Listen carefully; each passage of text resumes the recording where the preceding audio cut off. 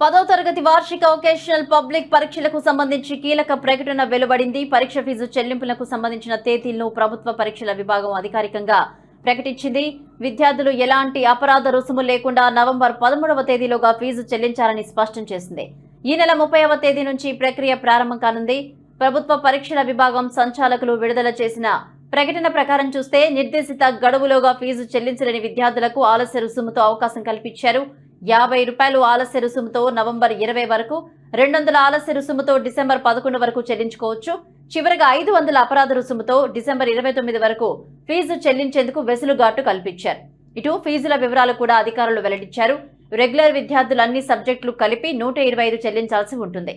గతంలో ఫెయిల్ అయిన విద్యార్థులు 3 సబ్జెక్టుల వరకు 110, 3 కంటే ఎక్కువ సబ్జెక్టులు ఫెయిల్ అయిన వాళ్లు 125 చెల్లించాలని సూచించారు. ఇలాగే వొకేషనల్ కోర్సుల విద్యార్థులకు సంబంధించి పరీక్ష ఫీజును 60కి నిర్ణయించారు. అయితే ఎస్సీ, ఎస్టీ, బీసీ వర్గాలకు చెందిన విద్యార్థులకు ఫీజు చెల్లింపు నుంచి మినహాయింపు ఉంటుందని అధికారులు పేర్కొన్నారు. విద్యార్థులు సంబంధిత పాఠశాల ప్రధాన ఉపాధ్యాయులకు ఫీజును అందజేయాలని ప్రకటనలో తెలిపారు.